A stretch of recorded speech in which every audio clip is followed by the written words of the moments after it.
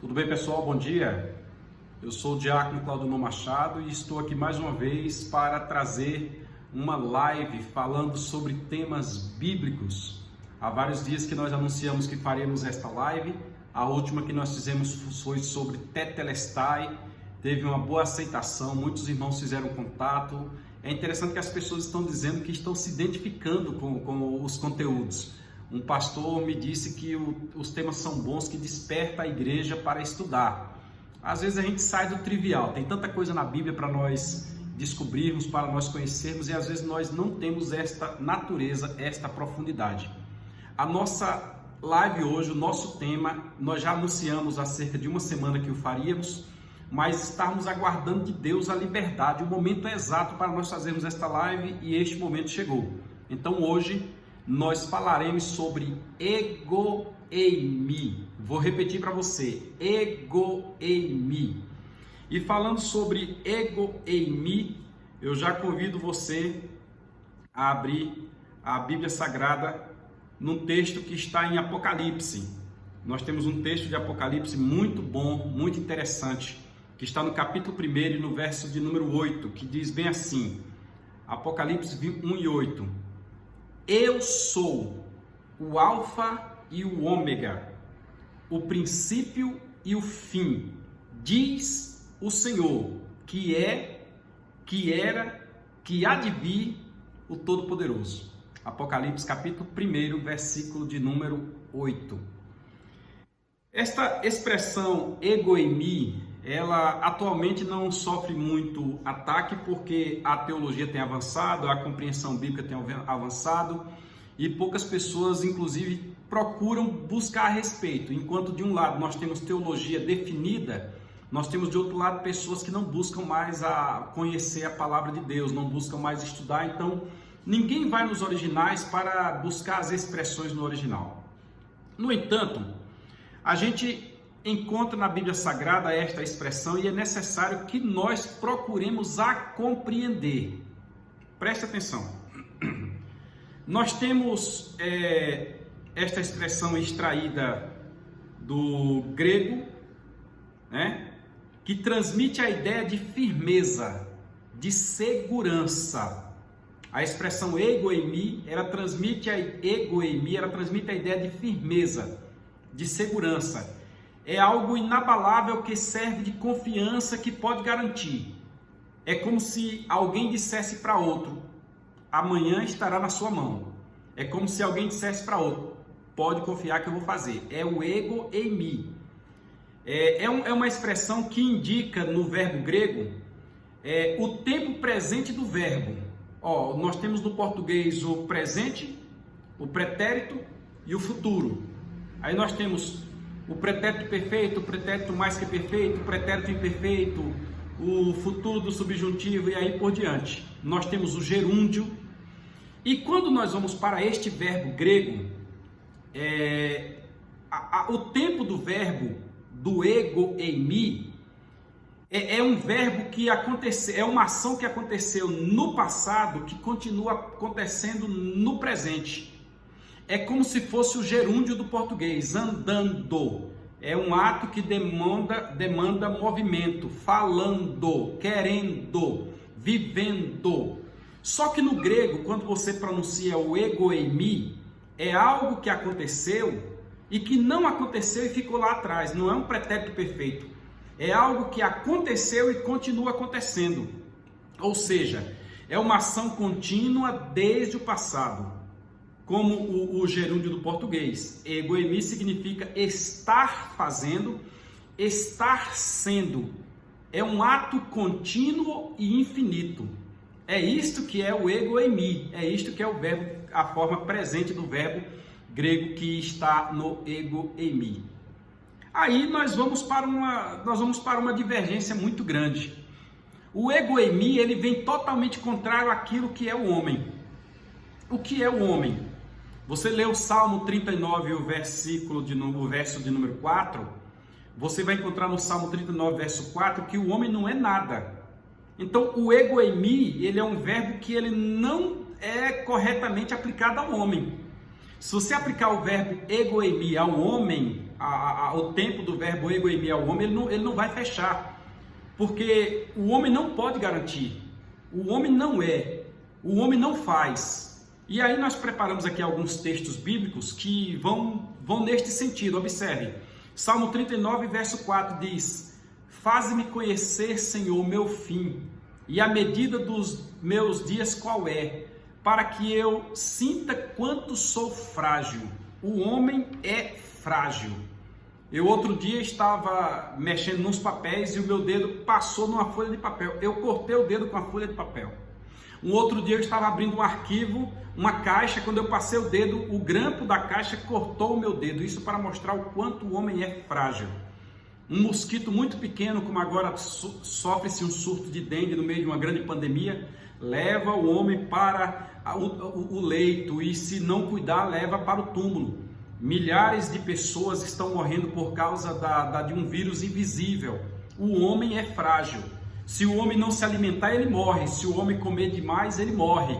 Se o homem não dormir, é como se o seu cérebro desse um colapso. O homem só aguenta ficar alguns dias sem dormir. Me parece que 5, 6 dias, depois disso o homem já entra em colapso. O cérebro passa de funcionar e etc. Se o homem não respirar, ele morre. É uma coisa muito interessante, que o homem é frágil. E o salmista diz: Faze-me conhecer a medida dos meus dias, para que eu sinta o quanto sou frágil. Quando nós vamos ainda no Salmo 90, o verso 10, diz assim: Os dias da nossa vida chegam a 70 anos. E se alguns, pela sua robustez, chegam a 80 anos, o orgulho deles é canseira e enfado, pois cedo se corta e vamos voando. O homem não dura muito tempo, o homem é frágil. Então não tem como aplicar o egoemi ao homem. Presta atenção nisso aqui.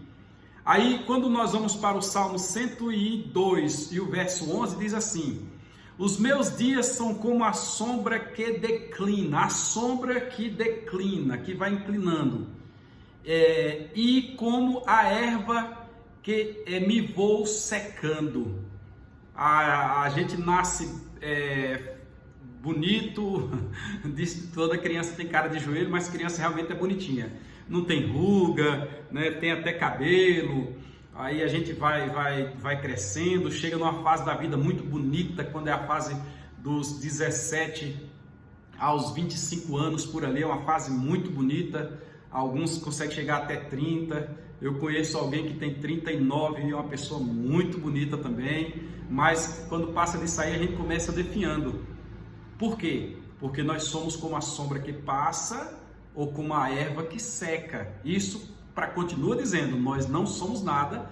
O egoemi não serve para ser aplicado a nós, não serve para ser aplicado a mim.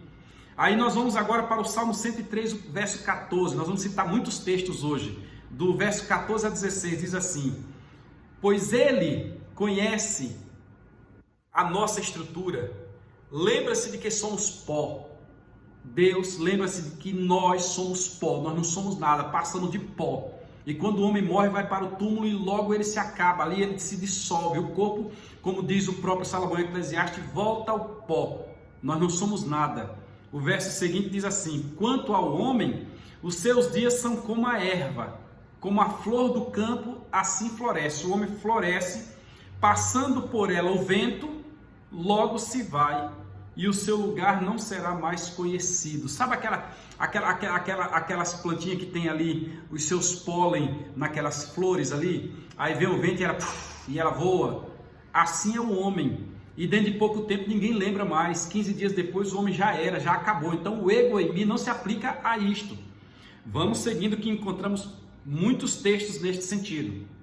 O Salmo 144, no verso 4 diz: O homem é semelhante à vaidade, os seus dias são como a sombra que passa. Vaidade é aquilo que passa. Aquilo que passa é vaidade. A beleza passa, a riqueza passa, tudo passa. Então, vaidade é aquilo que passa. Então, o homem é uma mera vaidade, ele passa. E é interessante que bom é aquele que consegue envelhecer com segurança. A Bíblia diz que quem honra pai e mãe terá os seus dias prolongados na terra e assim por diante. Bom é quem consegue alcançar isso aí, porque muitos estão sendo colhidos, ceifados ainda jovem, Então o ego-eimi não se aplica ao homem. Eu continuo convencido que o ego-eimi não se aplica ao homem. Vamos agora para outro texto. O texto que está no livro de Jó. Jó capítulo 7, versículo 7. Olha o que Jó diz aqui, versículos 6 e 7, melhor dizendo. Jó diz assim: os meus dias são mais velozes do que a lançadeira do tecelão. Alguém já fez? Já fez o tecido do tecelão? Já viram quanto aquilo é rápido? Então Jó está dizendo que os dias dele são mais rápidos do que a lançadeira do tecelão e acabam-se sem esperança. Aí ele continua: lembra-te de que a minha vida é como o vento, os meus olhos não tornarão a ver o bem. Jó está dizendo que a vida dele passou, acabou. Eu busquei ontem um texto e não consegui encontrar, que diz que a vida do homem, numa paráfrase, é como um fio de lã passado ao fogo. Eu lutei para encontrar esse texto ontem e não encontrei, apesar de ter certeza que ele está na Bíblia, porque eu já ensinei várias vezes utilizando esse texto. Então o homem, ele não é nada. O pastor Tiago, que Tiago não foi apóstolo, primeiro pastor da igreja de Jerusalém, irmão do Senhor Jesus Cristo, ele escreve no capítulo 4 da sua carta, nos versículos 13 a 15, o seguinte: eia, agora vós, que dizeis, hoje ou amanhã iremos a tal cidade, e lá passaremos um ano, e contrataremos e ganharemos. Digo-vos que não sabeis o que acontecerá amanhã. O homem não consegue dominar o tempo. O homem não consegue dominar o tempo. Não sabe o que vai acontecer amanhã, não sabe o que vai acontecer daqui a meia hora. Porque que é a vossa vida, continua o texto, é um vapor que aparece por um pouco e depois se desvanece. E aí ele conclui no versículo 15. Em lugar do que devíeis dizer, se o Senhor, observe, nós estamos partindo agora para um porto seguro, para um porto confiante. Enquanto eu não sou, Ele é. Em vez de dizer isso, deveríeis dizer, se o Senhor quiser, e se vivermos, faremos isto ou aquilo. Está lá na carta de Tiago, capítulo 4, versículos 13 a 15. No mesmo sentido ainda, 3 argumentos diferentes aí, vamos agora para o que eu creio que é o principal. Jesus orientou que não deveríamos fazer juramento porque não poderíamos cumpri-los. É interessante isso aqui. Nós não temos condição de cumprir nem os próprios juramentos. Aí lá em Mateus capítulo 5, versículos 34 a 36 está escrito: eu, Jesus, porém vos digo que de maneira nenhuma jureis. Olha que coisa forte. Eu vos digo que de maneira nenhuma jureis. E por que não devo jurar, Jesus? Por que eu não devo jurar? Você não deve jurar nem pelo céu, porque é o trono de Deus, então você não domina o trono de Deus. Satanás queria subir para lá em cima e estabeleceu, ele nem sabe como é que é o trono de Deus. Você não deve jurar pelo trono de Deus. 2, é o versículo número 35. Não jure também pela terra, porque é o escabelo dos pés de Deus, ou seja, a terra é muito grande, enquanto para você é muito grande, ela não passa de um local onde Deus descansa os seus pés, é o que diz o texto. Nem por Jerusalém, que é a cidade do grande rei, não jure. Aí no versículo 36 ele encerra dizendo: nem jurarás pela tua cabeça. Sim, mas a minha cabeça eu domino, a minha cabeça eu alcanço, a minha cabeça... Não jure nem pela sua cabeça, porque não podes tornar um fio do vosso cabelo branco ou preto. Você não tem poder de fazer voltar cabelo, você não tem poder de fazer cabelo branco voltar a ser preto, ou de cabelo preto voltar a ser branco. Você não pode nada, é o que Jesus está dizendo. Então nós temos o Antigo Testamento, especialmente os Salmos e Jó dizendo que o homem não é nada. Nós temos Tiago dizendo, olha, não jure, não diga que vai fazer isso porque você não domina. E nós temos o próprio Jesus Cristo dizendo que não podemos jurar porque não temos como cumprir. Então eu chego a uma conclusão que o ego-eimi não pode ser aplicado ao homem comum. E aqui eu começo a buscar esse texto, porque ele está na Bíblia Sagrada, e procuro entender assim de onde vem, como que o ego-eimi está na Bíblia e como que eu aplico ele. Aí, em contrapartida a isso, eu vou para Mateus capítulo 24, versículo 35 e também para Marcos capítulo 13, versículo 31, e eu encontro algo num sentido totalmente contrário. Eu vou encontrar em Mateus 24, 35, Jesus dizendo algo a seu respeito, e aí eu chamo a tua atenção que Jesus estava diante de todos o homem. Ele é plenamente homem, ele é plenamente Deus. Mas a revelação de Jesus como Deus, ela veio se dando gradativa. Deus chega e diz, este é o meu filho. O anjo diz, é ele. Nós já comentamos sobre isso aí na live que falamos sobre tetelestai, os testemunhos do que ele é, de quem ele é, a missão que ele veio, quem ele é. Mas aqui ele chega e diz, o céu e a terra não passarão. Enquanto nós lemos que não devemos jurar, ele mesmo disse, vocês não jurem pelo trono de Deus, o céu. Vocês não jurem pela terra, os cabelos dos pés de Deus, a terra. Ele vem e diz, os céus e a terra não passarão. Não, o céu e a terra passarão, mas as minhas palavras não hão de passar. Olha que inversão de valores, que inversão de coisas. Enquanto nós não podemos nem jurar, Jesus está dizendo que tudo isso passa, mas a palavra dele permanece. Esse texto ele é muito forte e esse texto ele causou uma comoção naqueles que viviam naqueles dias, porque surgiu alguém que foi batizado, alguém que desde o nascimento se falava a seu respeito, aliás, alguém que se julga ser o Messias, alguém que se julga ser o cumprimento das promessas. Este alguém surgiu. Este alguém, quando tinha 12 anos, no seu bar mitzvah, ele chamou a atenção dos doutores. Este alguém ouve uma voz do céu. João Batista disse que ele é o Cordeiro de Deus. Houve uma voz do céu que disse, este é o meu filho amado, que vem realizando inúmeros milagres aí, porque lá em Isaías está escrito que quando o Messias viesse, viria fazendo milagres. Aí este alguém agora diz que ele é, diz que ele pode, diz que ele tem condição. E os líderes da época se reuniram e começaram a ir contra ele, porque é impossível que algo dessa natureza seja aceito, eles diziam.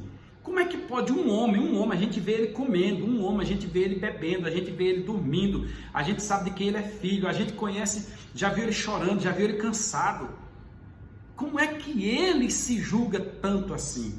Aí Jesus vem e Marcos repete o mesmo texto, né, no capítulo 3, versículo 31, passará o céu e a terra, mas as minhas palavras não hão de passar, ou não passarão. E isto aí, irmãos, eu agora chamo a atenção de todos, que esta dificuldade se vem não só pelo fato de Jesus ter dito isto, porque um louco poderia falar qualquer coisa dessa natureza, qualquer pessoa poderia dizer. Mas quando Jesus falou, as palavras de Jesus foram pesadas, porque lá no Antigo Testamento, e aqui eu vou lhe chamar a atenção que judeu só adora um Deus, judeu não tem idolatria, passaram por um período de idolatria, mas foram para o cativeiro babilônico, que isso foi erradicado. Nos dias de Jesus não tinha idolatria, qualquer idolatria que tivesse era romana. Os judeus, eles adoravam um só Deus, e eles nem pronunciavam o nome desse Deus, porque era um pecado. Pronunciar o nome de Deus em vão está lá no decálogo, era um pecado, eles não deveriam fazer isto. E isto se dá porque quando você vai para Êxodo, capítulo 3, versículo número 14, há um diálogo existente entre Moisés e quem estava tirando o povo do Egito, leia-se Jeová. Há um diálogo existente entre eles. E Moisés então recebe aquela ordem, você vai pegar teu irmão Arão, você vai até o faraó, e você vai fazer isso, vai fazer aquilo, vai fazer não sei o que. Moisés ficou acompanhando, Moisés disse, tá, e quem é o Deus que eu vou anunciar? Quem é que eu vou apontar para eles como sendo a pessoa que vai os tirar do ouvido do Egito para que eles ouçam? Aí a resposta dada a Moisés no versículo 14 do capítulo 3 de Êxodo foi, eu sou o que sou. E disse mais, dirás aos filhos de Israel, eu sou, me enviou a vós. Este eu sou, que é uma expressão hebraica, quando ela é traduzida para o grego, que é a expressão que foi utilizada por Jesus para se apresentar ao povo, é justamente a expressão que eu disse que não cabe para nós que somos seres humanos. É uma expressão que no grego está ego eimi. Ego eimi. eu sou. E quando Jesus diz eu sou, o verbo diz eu era, eu sou, eu permanecerei. Eu fiz, eu faço, eu farei. É um verbo que dá aquela ideia de um gerúndio, de um presente que vem desde o passado. É uma ação que foi praticada no passado e permanece no presente. É como se nós entrássemos aqui na discussão do que é o hoje, o agora, melhor dizendo, do que é o agora, do tempo Cronos para o agora do tempo Kairos. O agora do tempo Cronos é esse aqui, neste instante já foi passado, já não é mais agora. Mas o agora do tempo Cronos é isso aqui, é um minuto de tempo, é um fragmento de tempo. O agora do tempo Kairos é um agora permanente. Logo, quando Deus diz a Moisés, quando o Senhor Jeová diz a Moisés, eu sou, ele está dizendo, eu sou inabalável, eu sou confiável, eu prometo e eu cumpro, eu domino o tempo, eu faço todas as coisas. Alguns escritores bíblicos, eles não conseguindo descrever quem é Deus, chamaram de o Senhor dos Exércitos, porque eu sou aquele que tem todas as coisas, eu sou aquele que pode fazer tudo. Judeu, então, segundo alguns teólogos, não utilizavam a expressão eu sou, eles não faziam uso da expressão eu sou. Segundo alguns teólogos, eu pesquisei, mas não consegui aprofundar muito nesse sentido, então eu estou repassando aquilo que eu ouvi. Se alguém perguntasse, você é casado? Qual é o teu estado civil? Aí ele dizia, eu casado. Não dizia, eu sou por causa do ego em mim casado. Não, ele dizia, eu casado. Você é lavrador? Aí dizia, eu lavrador. Qual a tua profissão? Eu lavrador. Eu escritor. Porque não usava o ego em mim justamente por causa do que esta expressão foi usada por Deus, ego em mim. Quando é traduzido para o grego eu já falei para vocês. Aí, Mateus capítulo 14, versículo 27, Jesus, Mateus 14, versículo 27, Jesus, porém, lhe falou algo dizendo, tende bom ânimo, sou eu. Não temais. Quando nós usamos essa expressão sou eu, nós começamos a perceber que Jesus começa a utilizar o eu sou. Ali só foi a tradução que utilizou a posição diferente. E aí, gente, eu comecei agora a analisar que essa expressão ela foi amplamente utilizada no Novo Testamento e amplamente utilizada por Jesus. Jesus utilizou o ego em mim com muita força. Observe, Mateus cita esse texto aqui, que faz parte dos evangelhos sinóticos, e os sinóticos foram assim um pouco discretos, né, a utilizar. Os irmãos sabem que Mateus escreveu com foco nos judeus, Marcos e Lucas já escreveram com foco nos latinos e nos gregos, mas João escreveu assim, que não é sinótico, é o quarto evangelho. João escreveu assim com muita liberdade, porque o evangelho de João é o evangelho para a igreja. Se é um evangelho para a igreja e isso consta no evangelho de João, é porque eu e você, igreja, temos que saber disso. Mateus disse, ele disse, sou eu, não tenha medo, mas usou a expressão sou eu, que eu já disse que os outros não utilizavam. Quando você vai para o mesmo Mateus capítulo 20, versículo 22, aí Jesus lá questiona, vocês conseguem ser batizados com o batismo que eu sou batizado? Com o batismo que eu sou. A expressão não diz respeito exatamente ao ego em mim Cristo, ao ego em mim Messias, ao ego em mim enviado. Mas a expressão eu sou, como eu disse, fugiam dela. Porque Jesus, aí ele diz aqui, eu sou batizado. Aí quando Marcos vai dizer a mesma coisa, vai repetir o mesmo texto, no capítulo 10, versículo 38. Mas Jesus lhes disse, não sabeis o que pedis. Podeis vós beber o cálice que eu bebo e ser batizado com o mesmo batismo que eu sou batizado? Ego em mim batizado? Mas, agora nós entramos numa parte maravilhosa deste ego em mim. O homem não é, o homem não pode, o homem não tem condição, a orientação é que não diga que é, e a prova dita por Jesus é que o homem realmente não pode mandar nem um fio da sua cabeça. Só Deus disse que é, só Deus tem essa estrutura, só Deus tem essa segurança, só Deus tem essa capacidade. E João agora escrevendo para a igreja, João rasga o verbo. O que João faz é provar quem ele é. Inclusive, João, ele escreve de uma forma muito bela. Dizem alguns que ele combateu os gnósticos, o seu evangelho foi para combater os gnósticos, etc.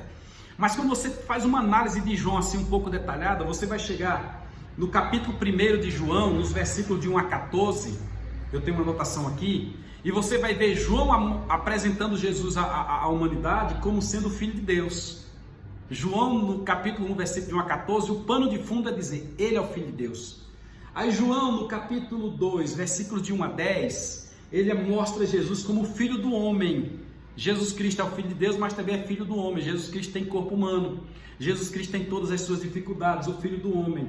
Quando vai para o capítulo 3, nos versículos de 2 a 21, João mostra Jesus como um mestre divino. João tem um pano de fundo muito interessante, o mestre divino. No capítulo 4, do versículos 7 a 28, ele mostra Jesus como ganhador de almas. Jesus vai e diz, pega uma mulher num estado de miserabilidade, uma prostituta, e diz, não, você também vai ser salvo, ele é o ganhador de almas. No capítulo 5, versículo de 1 a 9, João mostra Jesus como grande médico. É interessante essa visão de João. Ele está mostrando que Jesus não é como os homens comuns. Ele não é como os homens comuns. Ele não faz como os homens fazem. Ele não é tendente como os homens o é. Aí ele é o grande médico nos versículos de 1 a 9 do capítulo 5. No capítulo 6 de João, dos versículos 32 a 58, Jesus é apresentado como o pão da vida. Para aí que nós vamos utilizar essas expressões daqui a pouco, o pão da vida. No capítulo 7, no versículo 37, ele é a água da vida. Jesus é a água da vida, somente ele é a água da vida. Comece a perceber o ego em mim, ele é a água da vida de João. No capítulo 8, nos versículos de 3 a 11, ele é o defensor do fraco. Leia o texto lá para você ver Jesus dizendo, cadê os teus acusadores? Ninguém te acusou? Ah, pois eu vou fazer justiça por você e eu não vou te acusar também. Jesus é o defensor dos fracos. No capítulo 9, versículo de 1 a 39, ele é a luz do mundo. Ninguém é a luz do mundo, ele é a luz do mundo. No capítulo 10, versículo de 1 a 16, ele é o bom pastor. E inclusive aqui ele fala do mercenário. Um abraço aqui ao evangelista Marco Mariano, que nós demos um estudo desse aqui, lá na congregação, e ele achou extraordinária essa questão do bom pastor, especialmente a questão que o bom pastor vai à frente da sua vida pelas ovelhas. No capítulo 11, ele é o príncipe da vida. Leia lá nos versículos de 1 a 44 que você vai ver que ele é o príncipe da vida. Ele tira Lázaro, vem para fora, e um negócio muito interessante que eu quero falar quando falar sobre eu sou a vida, eu sou a vida. Daqui a pouco vamos falar sobre isso, tem um negócio aí interessante, aguarde. No capítulo 12, dos versículos 12 a 15, ele é o rei, ele é aquele que é aclamado pelo povo, ele é o cumprimento das 70 semanas de Daniel, porque no momento que ele entrou na cidade, no dia da sua aclamação, na entrada triunfal, ele cumpria a 69ª semana do profeta Daniel, falta só uma semana, é a semana da paixão de Cristo. Ele faltava ali, ele entrou no domingo, então faltava segunda, terça e quarta-feira. Na quarta-feira Jesus foi crucificado. Alguns dizem que foi sábado, sexta, mas não foi na quarta. Depois a gente faz uma live só sobre isso. No capítulo 13, olha como é que João mostra ele.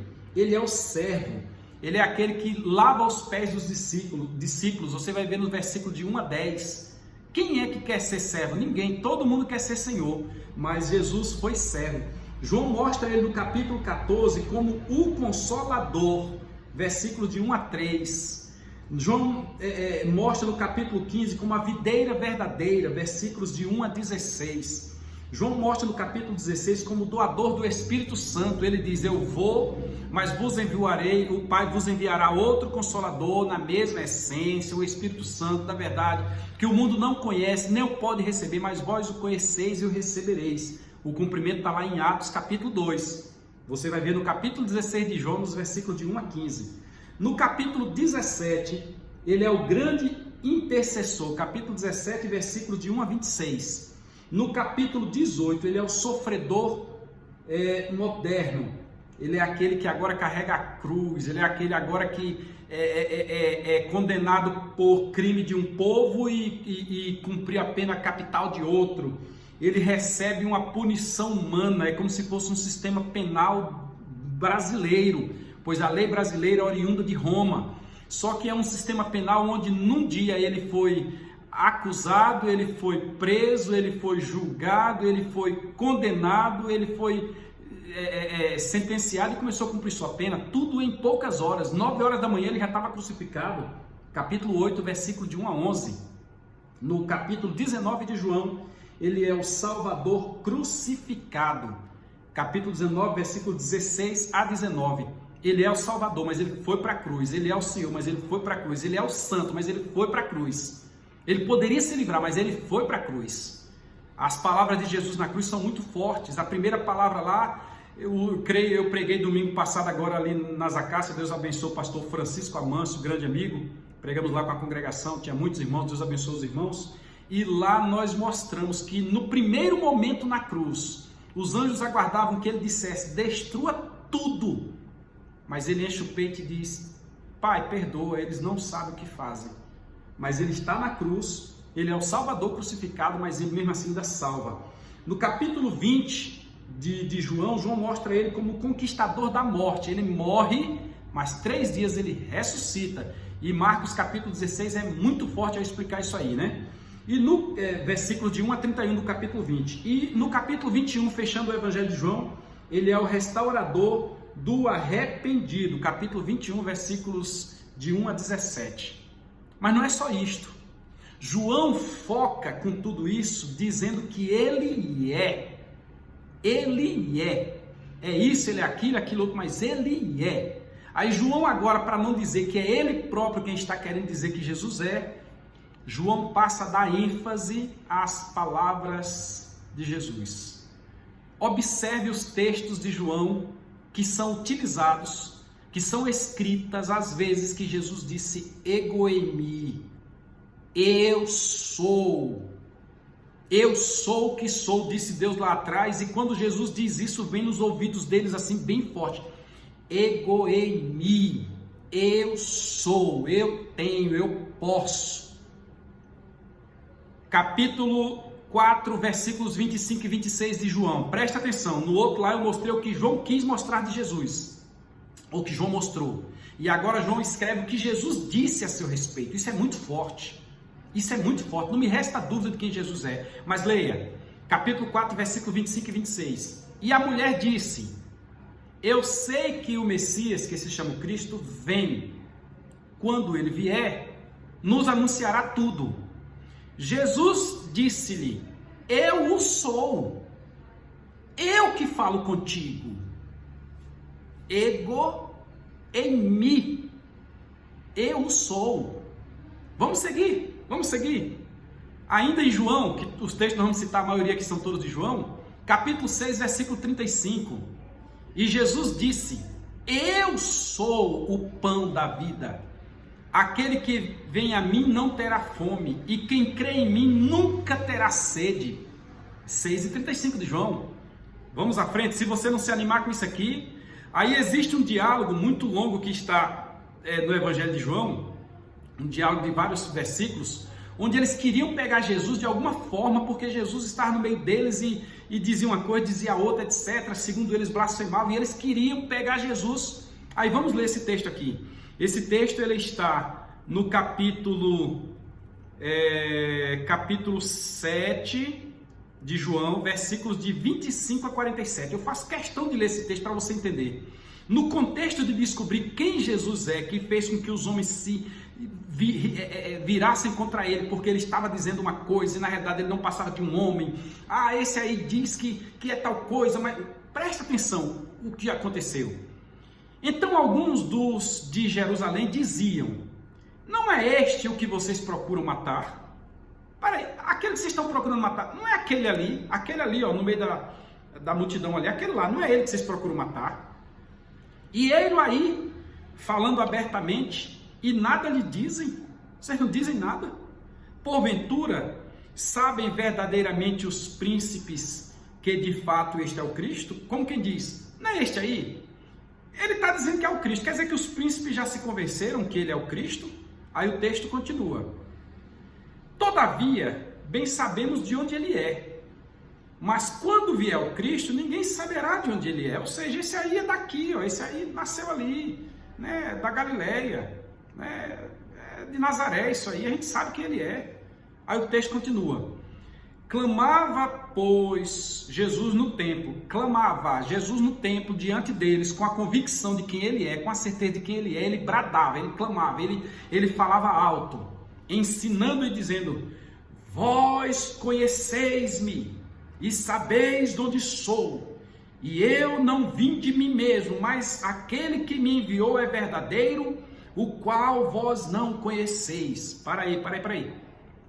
Ele disse que alguém enviou e nós não conhecemos. Ele está dizendo que é um personagem. Que negócio é esse? Aí o texto continua: mas eu conheço, disse Jesus, mostrando de onde ele é, que ele é diferente, que ele tem uma mentalidade diferente, que ele conhece. Mas eu conheço, porque dele sou e ele me enviou. Procuravam, pois, prendê-lo. Depois que Jesus disse: eu sei quem ele é, eu vim dele e eu sou diferente, procuravam prendê-lo. Mas ninguém lançou mão dele, porque ainda não era chegada a sua hora. Vamos à frente. E muitos da multidão creram nele e diziam: quando Cristo vier, fará ainda mais sinais do que este tem feito. Mesmo os que estavam crendo estavam dizendo: quando ele vier, muitos sinais vão ser feitos. Os fariseus ouviram que a multidão murmurava dele estas coisas, e os fariseus e os principais dos sacerdotes mandaram servidores para o prender. Não, vamos parar com esse negócio, vamos prender logo esse camarada aí para acabar com isso. Vamos à frente, continua no texto aí do capítulo 7 de João. Disse-lhes, pois, Jesus: ainda um pouco de tempo estou convosco, e depois vou para aquele que me enviou. Não, para aí. Isso deu um nó na cabeça deles, isso deu um choque na cabeça deles, porque Jesus está dizendo que veio de Deus, Jesus está dizendo que é de outra época, Jesus está dizendo que vai ficar um pouquinho, que logo vai voltar para ele. Não, isso deu um nó na cabeça deles, né?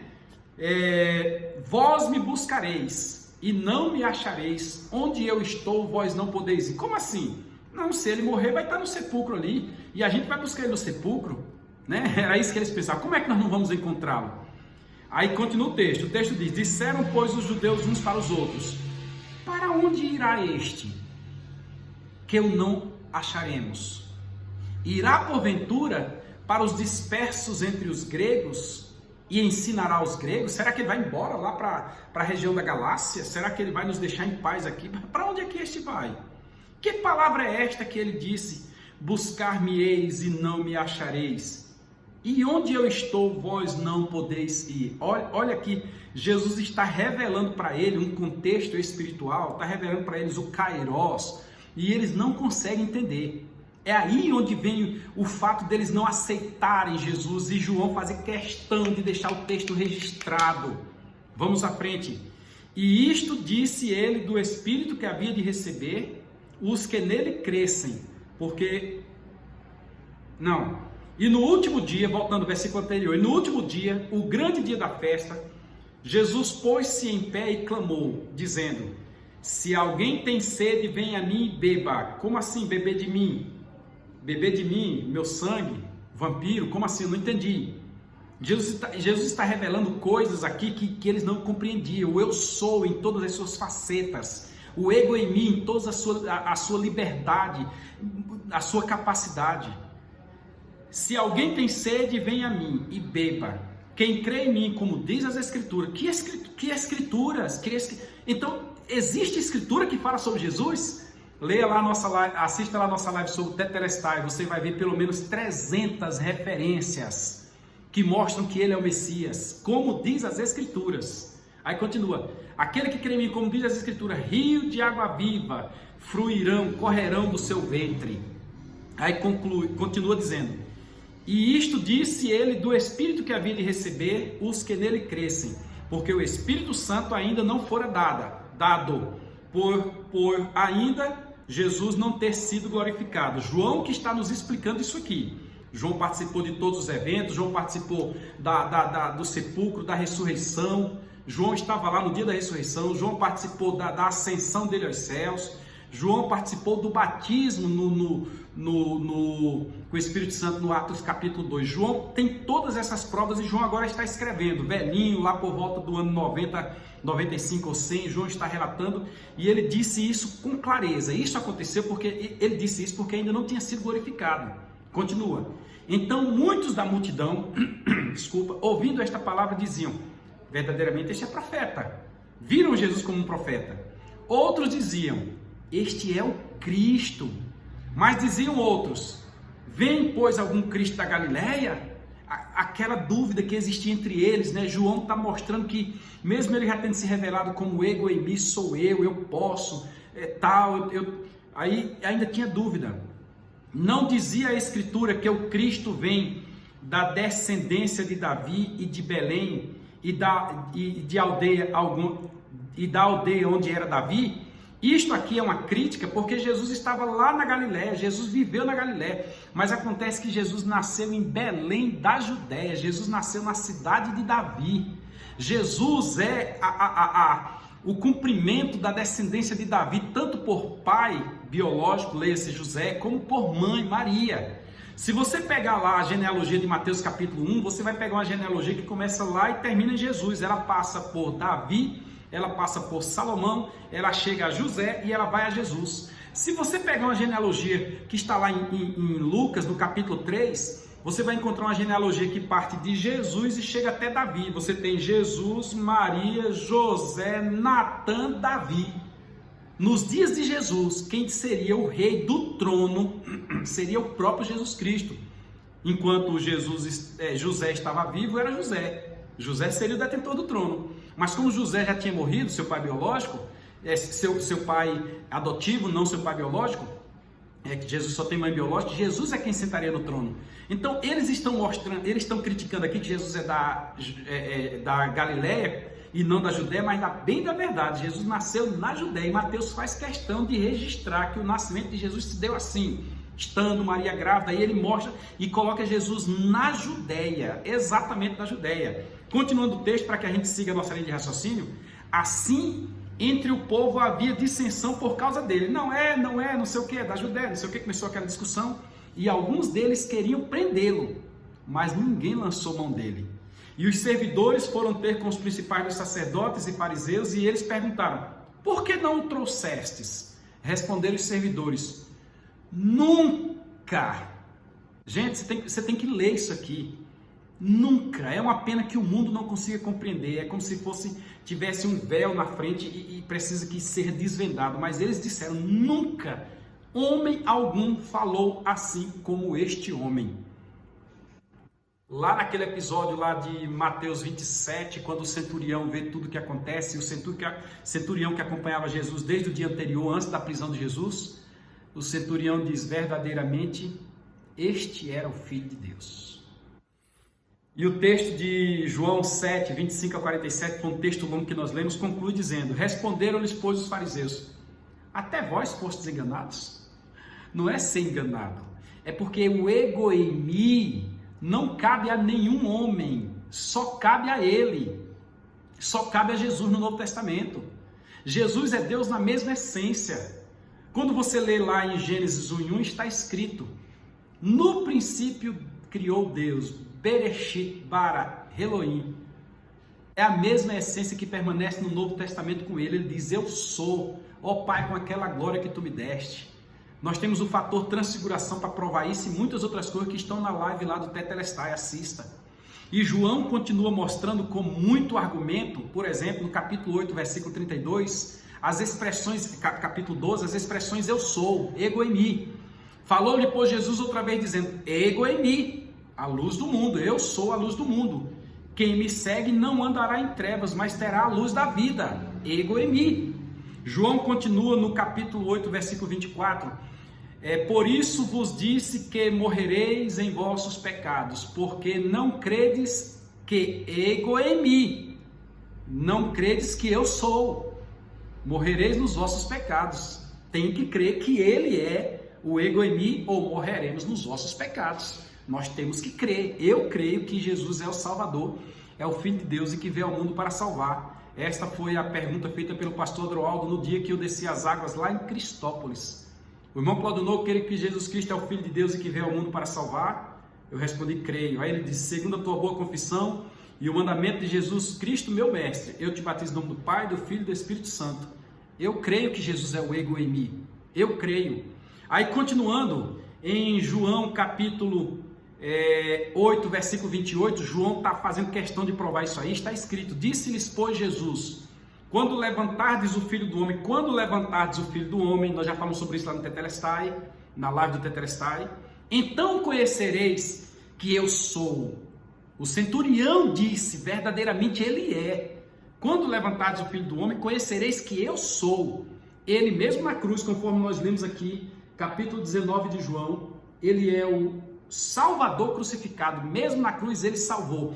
Então conhecereis ego eimi, conhecereis que eu sou. Isso porque ele haveria de ressuscitar, ele haveria de mostrar, a natureza haveria de reagir no momento da sua crucificação e morte. E continua o texto: e que nada faço por mim mesmo, mas isto falo do meu Pai que me enviou. João 8, 28. Continuando em João, partindo do 28 para o 58, João 8, 58 está escrito: disse-lhe Jesus. João não economizou ego em mim, João colocou ego em mim, tudo que Jesus falou, João colocou. Em verdade vos digo que antes que Abraão existisse, repita aí comigo, ego em mim. Esse texto deu uma discussão, como que ele quer ser melhor que Abraão, se ele não tem nem 50 anos, e Abraão, aí ele disse, Abraão viu o meu dia, ego em mim, João 8,58, esse talvez seja o texto que é mais discutido, porque mostra ele no passado, quando está escrito lá por Paulo que ele é o Cordeiro de Deus que foi crucificado desde o eterno passado, a fundação do mundo, é neste sentido, ele era. Em Tito está escrito, porque Jesus Cristo é o mesmo ontem, hoje e eternamente. E o texto que nós lemos de Apocalipse diz a mesma coisa, o que é, o que era, o que há de vir, o Todo-Poderoso. Nós vamos passar nesse texto daqui a pouco. Quando nós vamos para o capítulo 10 de João, versículo de número 7, nós encontramos algo muito forte também. Tornou, pois, Jesus a dizer-lhes, em verdade vos digo que ego eimi a porta das ovelhas. Que eu sou a porta das ovelhas. Quer dizer, quem quer entrar nesse aprisco tem que passar por ele. Não tem outro caminho, não tem subterfúgio. Aqui é um embate contra a idolatria. Não tem Maria, não foi Maria quem morreu lá no Calvário, nem João quem te deu a salvação. Não é Joaquim que perdoa teus pecados, é Jesus. Ele é o ego eimi. João 10, 7. Vamos continuar que João não parou por aí não. No capítulo 11, no versículo 25, João escreveu que Jesus disse, disse-lhe Jesus, ego eimi, a ressurreição e a vida. Quem crê em mim, ainda que esteja morto, viverá. E aqui é forte. Eu sou, ego eimi, a ressurreição e a vida. Preste atenção, 2 parâmetros ele deu. Ressurreição para quem está morto e vida para quem está vivo. Ele quer dizer que quem está morto diante dele ressuscita. E aquele que está vivo diante dele continua tendo mais vida. Como assim ressuscita? Ontem eu fiz ofereci 50 reais aqui no escritório para quem me desse uma referência bíblica que mostrasse alguém que morreu diante de Jesus ou que permaneceu morto diante de Jesus, na frente dele. Aí as meninas olharam, a Jerusa, a Lidiane, olharam para lá, olharam para cá, mexeram. Não tem. Eu digo, não tem mesmo não. Porque Jesus é a ressurreição de quem está morto. Quem morrer, Jesus chegando, ele ressuscita. Aí você tem o filho da viúva de Naim, você tem aquela questão, que é o texto aqui que fala de Lázaro. Não, Senhor, eu sei que ele há de ressuscitar. Não, eu sou, a ego eimi, a ressurreição e a vida. Quem crê em mim, ainda que esteja morto, viverá. E nós temos a ressurreição de Lázaro, e nós temos que, até mesmo o ladrão da cruz, olha que coisa extraordinária, o ladrão da cruz não morreu antes dele, Jesus foi o primeiro que morreu na cruz, porque diante dele ninguém fica morto. Se aquele ladrão morre enquanto Jesus está vivo na cruz, Jesus o ressuscitaria, porque ele é a ressurreição e a vida. Ele é ego eimi, da ressurreição e a vida. Entenderam? Então ninguém fica morto diante dele. Continuando aqui, no capítulo 13, no versículo 19, esse João jogou duro, viu? João me entusiasma. No capítulo 13, versículo 19, João escreveu: desde agora vos digo, antes que aconteça, para que quando acontecer, acrediteis que ego eimi, acrediteis que eu sou. Rapaz, isso aqui Isso aqui é de uma profundidade tamanha. Pregadores deveriam deixar as superflualidades que existem por aí e tratar dessas coisas que são pura Bíblia, pura teologia, provar quem Jesus Cristo é. Nós vamos para o capítulo 14, versículo 6, que é conhecido de todos, de criança, de mamando, caducando, onde Jesus disse bem assim: disse-lhe Jesus: eu sou o caminho e a verdade e a vida, ninguém vem ao Pai senão por mim. Ego eimi, caminho, ego eimi, a verdade, ego eimi, a vida. Ninguém vem, Jesus está dizendo, eu já estou no Pai. Ninguém vem ao Pai, eu estou cá, vocês estão lá, a não ser por mim. Por quê? Porque eu sou a porta. Está escrito lá, João disse, eu sou a porta, ego eimi, a porta. Então Jesus é o caminho, Jesus é a verdade, Jesus é a vida, Jesus é a porta, Jesus é o sal, Jesus é a luz, Jesus é a água. Meu Deus, isso é extraordinário. E quando nós chegamos aqui agora, mas continuando ainda, em Isaías, vamos dar um retrocesso aqui, né? Aliás, vamos ler João 18:5. Eu quero que você preste atenção em João 18:5 e perceba que isso preocupou, que isso perturbou a mente daqueles judeus legalistas, fariseus, porque aquilo se cumpriu como estava em Isaías. Não é a primeira vez. Jesus leu vários textos de Isaías cumprindo na sua própria vida, mas veja aqui João 18:5, diz assim: responderam-lhe a Jesus Nazareno, disse-lhe Jesus, sou eu. E Judas, que eu traía, estava com eles. Deixa eu contextualizar. Este aqui é o momento da prisão dele. Madrugadinha, cerca de 4 horas da manhã, segundo o melhor entendimento. 4, 3 e meia, 4, 5 por ali. O sol não tinha nascido e deu tempo de ter uma reunião do Sinédrio. E o galo já estava para cantar, então foi quase por esse horário aí. Eles chegaram e disseram, Jesus perguntou, a quem buscais? E eles disseram, a Jesus. E Jesus disse, ego eimi. Quando Jesus falou ego eimi, todo mundo foi por terra. Buf, caiu no chão, desmaiou. Você vai encontrar isso em outras passagens, você vai encontrar em Mateus, etc., sendo mais claro sobre esse sentido. Ego eimi. Aí o texto de Judas estava com ele, mas Judas aqui é o traidor, é o traíra, não vale nada esse. Mas vamos lá. Esse texto, veja o que diz Isaías 43, versículo 10 acerca desse texto. Presta atenção. Vós sois as minhas testemunhas, diz o Senhor, o meu servo a quem escolhi, para que saibais e me creiais e entendais que eu sou o mesmo e que antes de mim nenhum outro se formou, pois depois de mim nenhum outro haverá.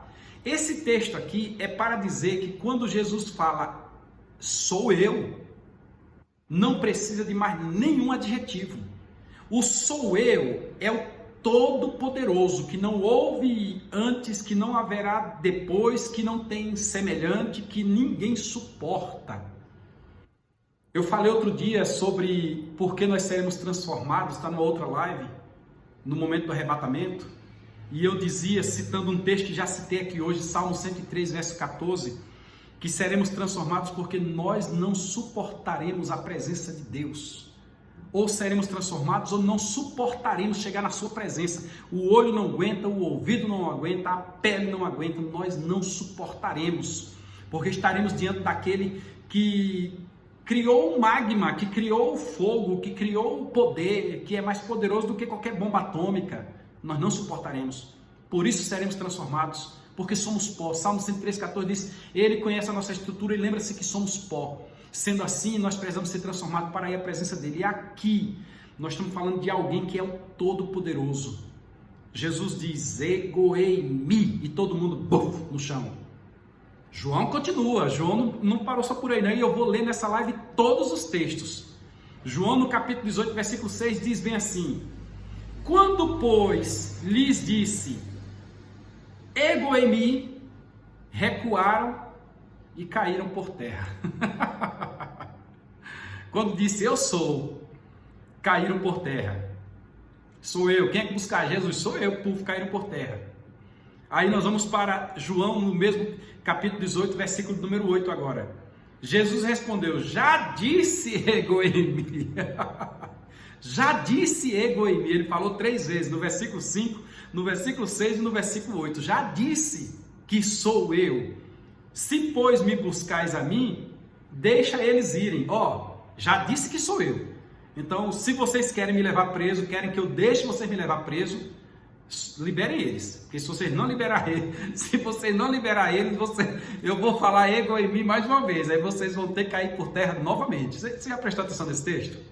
Vamos continuar aqui. João chega a ser quase cômico. João chega quase a brincar com as expressões. É muito belo isso. No versículo número 37, no mesmo capítulo 18, ainda está escrito: disse depois Pilatos: logo tu és rei? Jesus agora já tinha passado pelo Sinédrio, já tinha ido para a casa de Anás e Caifás, etc. Agora já está perante Pilatos.